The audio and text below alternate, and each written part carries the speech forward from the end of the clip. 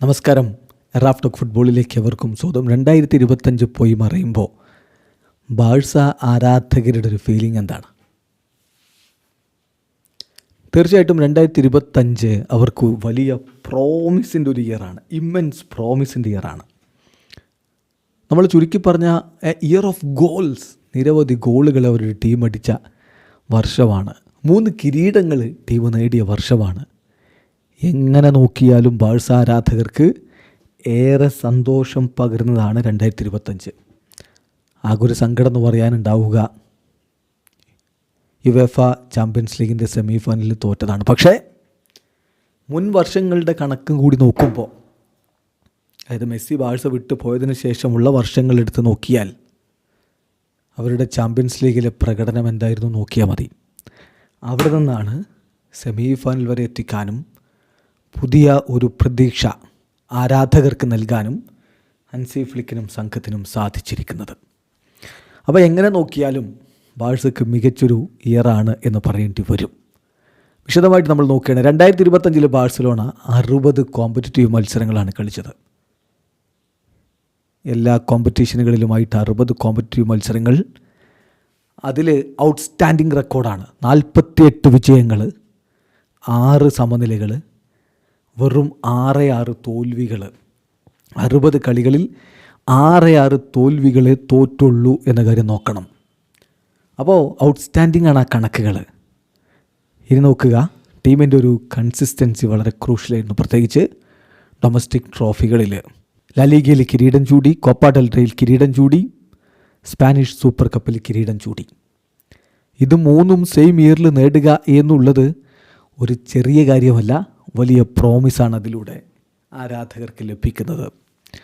വെറുതെ വിജയിക്കുകയല്ല, ഈ കളികളൊക്കെ ഗെയിം പൂർണ്ണമായിട്ടും കൺട്രോൾ ചെയ്താണ് വിജയിച്ച് കയറിയത്. നോക്കുക, 2025 പോയ സീസൺ നോക്കുമ്പോൾ എല്ലാ മീറ്റിങ്ങുകളിലും റയലിനെ തോൽപ്പിച്ചിട്ടുണ്ട്. ശരിയാണ്, ഈ സീസണിലെ കളി പണി കിട്ടിയിട്ടുണ്ടെങ്കിലും റയലുമായിട്ടുള്ള റിവൽറി 2025 നോക്കിയാൽ ബാഴ്സ വിജയിച്ചു എന്ന് പറയേണ്ടി വരും. പിന്നെ ഗോളടിക്കാൻ വേണ്ടി ബിൽഡ് ചെയ്തൊരു ടീമെന്നാണ് ഈ ടീമിനെ ഒറ്റ നോട്ടത്തിൽ നമ്മൾ പറയുക. കാരണം 60 കളികളിൽ നിന്ന് ബാഴ്സലോണ അടിച്ചത് എത്രയാണെന്നറിയാമോ? 169 ഗോളുകളാണ്. എന്ന് പറഞ്ഞാൽ ക്ലബിൻ്റെ ചരിത്രത്തിൽ ഏറ്റവും അധികം ഗോളുകൾ അടിച്ച വർഷങ്ങളുടെ കൂട്ടത്തിൽ ഈ വർഷവും എഴുതി ചേർക്കണം. അതിൽ ഏറ്റവും അധികം ഗോളടിക്കുന്ന റെസ്പോൺസിബിലിറ്റി ഏറ്റെടുത്ത് നടപ്പാക്കിയത് റോബർട്ട് ലെവൻഡോസ്കിയും ഫെറാൻ ടോറസുമായിരുന്നു. രണ്ടുപേരും ഈ വർഷം 27 ഗോളുകൾ വീതം നേടി. തൊട്ടുപുറകിൽ റാഫിഞ്ഞയുണ്ട് 24 ഗോളുകൾ. അതേസമയം ലാമിനെ യമാൽ, അവനിപ്പോഴും 18 വയസ്സേ ആയിട്ടുള്ളൂ, 21 ഗോളുകളുമായിട്ട് തൊട്ടുപുറകിലുണ്ട്. അപ്പം ലോക ഫുട്ബോളിലെ one of the brightest talent എന്ന രൂപത്തിൽ നമുക്കിപ്പോഴും ലാമിനെ യമാലിനെ കാണാം എന്നർത്ഥം. ഹിസ്റ്റോറിക്കലി ബാഴ്സലോണ ഈ അടിച്ച ഗോളുകളേക്കാൾ കൂടുതൽ ഗോളുകൾ അടിച്ചു എന്ന് പറയുന്നത് 2011, 2012, 2015, 2016 സീസണുകളിൽ മാത്രമാണ്. അപ്പോൾ ഇതൊരു വല്ലാത്ത കണക്കാണ് എന്നർത്ഥം. ഇനി ലാലിഗയിലെ നമ്പേഴ്സ് നോക്കുക. ലാലിഗയിൽ ബാഴ്സലോണ 100 ഗോളുകളിലേക്ക് എത്തുന്നു എന്ന് പറഞ്ഞാൽ 2018 ഒരു historic iconic duo Messi Suarez അടിച്ചു കൂട്ടിയ ഗോളുകളേക്കാൾ 2 ഗോളുകളെ അവിടെ കുറവുള്ളൂ എന്നർത്ഥം. അപ്പോൾ ടീം ഓരോ ലീഗ് മത്സരങ്ങളിലും ആവറേജ് 3 ഗോളുകൾ അടിക്കുന്നു. ഇത് പല മോഡേൺ ടീമുകൾക്കും മെയിൻറ്റെയിൻ ചെയ്യാൻ പറ്റാത്തൊരു കണക്കാണ്.